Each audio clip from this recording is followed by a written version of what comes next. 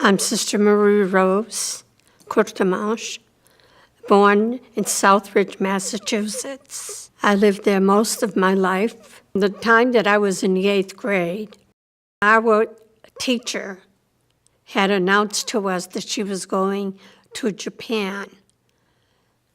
It kind of sparked a thought in my mind that perhaps I could be a religious someday. And from then on, I thought about it, but I never really acted on it until I would say I was about 23 when I decided that that was it, that I wanted to try to enter. I had given my name to the Sisters of the Assumption. They were in Canada, and I was kind of a little leery about going to another part of the country. So I declined that. And then I had a friend who had come to PCA, and she invited me to come and visit with one of her teachers that she had at PCA. And when I arrived here, she went to visit, but I ended up staying in the office with Sister Louise Sophie and Sheila's mother. And in the meantime, while they were talking, Sister gave me a book on the congregation. And I was just attracted by the work that was put out in the book that I thought, gee, maybe this is it. So I asked to speak to someone, and I spoke to Sister Rita St. Ange that afternoon. And she didn't say yes, she didn't say no, but we did correspond once or twice. And then I was invited to the provincial house to meet with Sister Rita St. Ange and Sister Cecile Comtois. And when I arrived, they greeted me very graciously, and we spoke a little bit. And then Cecile told me that I could enter. And they were having an entrance in January. So it was,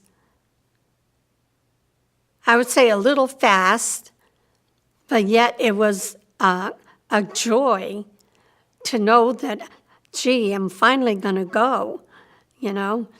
And so on the way home, Sheila and I were going to a movie. And I said, I've got to call my mother first to let her know what's happening. So I called my mother and told her I was entering. And then I said, I'm going to the movie. I'll see you after. So we enjoyed ourselves anyways. And, well, the following January, on the 24th of January, we entered, Sheila and I. And it was different and yet very appealing. I felt at ease with the sisters that I was with. It was really nice to have that feeling of wanting to do something special. I ended up doing my postulate and novitiate. During the postulate, we had a little occasion that was really mystifying, if you want to call it that way. We had the changing of the habit. And I just happened to have been sick maybe a few days before, and I was told, you can't go into Mass, but you can come in for communion. And when I walked into communion, I was so dumbstruck to see that the sisters were not dressed the way they were before. They had a beautiful black veil and white cape. And it just left an impression in me that, yes, I wanted to do this. And from then on, we had the training for the postulate and novitiate. And 1955 was the year of the flood. And we couldn't have our profession on the day that we were supposed to have. So we had it in September instead, 2 weeks later. That afternoon, I had my first obedience. I went to Fitchburg. I went there as a cook. Very nicely, I had a day off the next day. And on Friday, the superior came to me and she says, the sisters like pie. I said, but I don't know how to make a pie. She said, take the cookbook. So Sister Ana Therese pushed me into it. And, I did make a strawberry pie that day, and the sisters really enjoyed it. Cooking was one of my things, I guess. I put myself into it. And I don't think I've had anybody who ever complained about my cooking. And I did it for 20 years. And I enjoyed it. After 20 years, I had the idea of going to Africa. For the simple reason is that when Sister Cecile used to come home on vacation, everyone was saying, she's so tired. And I kept saying, well, why don't they send somebody to help her? Well, I guess somebody heard me. Sister Cecile Cousin was in the Cameroons. One day she saw somebody in the bush and people were calling him names, and she couldn't figure out what was going on. So she went to see the little boy, and the little boy was handicapped. And she tried to figure out a way to help this child. And I believe that she actually did exercises with him and made some handmade calipers so that the child would be able to stand up. And her dream was to help these people because nobody was helping them. They didn't know how to help them. And she started the work, and I believe she was alone to begin with. At some time or other, some of the sisters were helping, but most of the sisters that went there were teachers. I observed for a couple of weeks, and then Cecile taught me certain maneuvers to try to give exercises to the children to get their limbs working. There were maybe about 6 or 7 at a time to begin with, and the children were laying on little mats or a piece of cloth, and we would massage and exercise the limbs. And those that had calipers, we would take them out, what I call the field, and we would exercise, have the children try to walk. The families, the mother or the father and a child and a little teenager would be there to help out. We had 2 houses. There were no indoor bathrooms. It was African style. Families would supply their own food if they had it. And we would supplement this with food that was given to us, really, by some of the Africans who wanted to reimburse what we have been doing, and they would bring us an animal, and we would kind of keep it a few months to have it grow and fatten it up so that we could use that later for food for the children. And we saw to it that the handicap had like a meal of meat in the meal that we were preparing for them at least once a day. We tried to make sure that they had something nourishing. Okay, when I first went there, I was surprised to see that some of these people were dressed almost similar to us. But a lot of the people still had the African-style wraparound cloth for a skirt. At the market, you did have someone who did sewing, and they would make little, like a blouse, and they would use that for the upper part of the body and just wrap the skirt around. And when our sisters made profession, they chose the African-style dress with a little top. And the skirt, instead of being tucked in on the side, you know, because there were no snaps or zippers or things like that, we provided snaps for them or hooks so that it would be a wraparound skirt. And they chose the color blue as the habit. The priest that had invited the sisters saw to it that their building was cinder block. In the rooms, he insisted on having a shower and a little faucet, no sink or things like that. It was just very primitive. You had a bed. It was the bunk beds like they have in the Army, with the netting around the bed that we used to put down at night because of the mosquitoes. And we used to tuck it in to make sure that the mosquitoes didn't get in. I did that.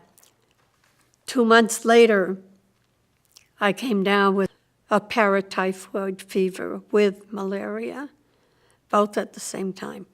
So I was sick for a little bit. But Sister Cecile was really very gracious, and she knew what to do. So she supplied me with the medication that I needed and the rest. We had a little school. It was very primitive. The girls would learn reading, writing, and arithmetic, and sewing. And I'd say there was one classroom and a little kitchen on the side where the girls would do their cooking. And they shared some of their food with us. When the girls wanted to come in as postulants, we had a hut especially for them. And we would share meals together. They would cook their African-style food, and we would share ours with them. I have the picture of one of the girls that made profession. And the mother and father were very, very kind, if you want. And when they came profession day to go to their daughter's profession, they shared what they were bringing to her. And it was an African-style gift. The mother had a bowl.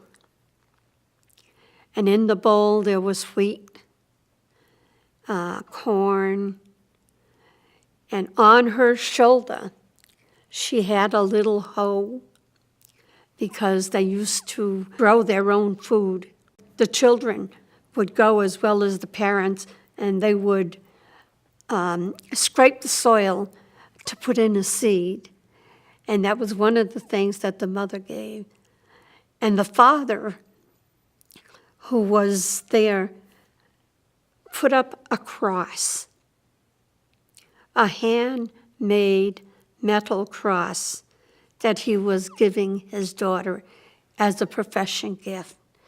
And I was so impressed by it, and they had nothing. The family was very poor, and yet they were able to provide a gift for their daughter.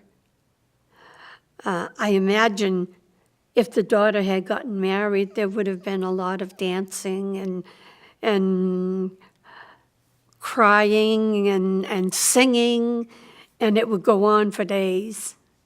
Their celebrations were out of this world. Yeah, the shrill cries were cries of happiness, and it was really African type of thing. Yes, they had the drums. Well, the parents didn't have it, but in their celebrations, they had you would hear them. And sometimes you wonder, oh my, what's going on? But actually it was a real celebration, a joyful celebration for them.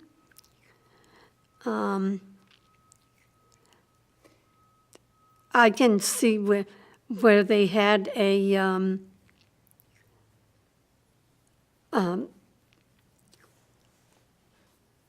marriage celebration, and they would do the same thing. And it was something that would last for 2 or 3 days. And of course, there was always a little cup of beer that they would share among themselves. It was really nice. When I was preparing to leave Kylie, the mother of our first professed sister invited me into her home. And there were no chairs to sit on. I had to sit on the ground. Well, lo and behold, I had to get up, and I couldn't. She helped me up very graciously. I was crying. Sister came to me and she says, oh, did Sister Cecile's mother pass away? And I said, no. And I told her it was my mother. Well, I thought she was going to pass out. It was, and there was a sadness about her for me. She really felt so sorry, and she didn't know what to do, really. She just grabbed me and hugged me and cried with me, and it was so touching. When the first African sister was professed, it was a sign that we would grow. The congregation was continuing, but in a different style, a different country. Well, we're diminishing here. And I mean, you have 3/4 of the sisters here in the United States right here at the Provincial House. And we need to have more vocations. We need to be able to further our work. And I believe that between Nigeria and the Cameroons and Burkina Faso, I think there is a coming alive of our congregation. Years ago, I heard that we are going out to help these people, and eventually they will be coming back to us to help us. It's a reawakening of missionary work instead of U.S. going to the Cameroons, we believe that Cameroon and the other countries will be coming to help us so that our mission will continue.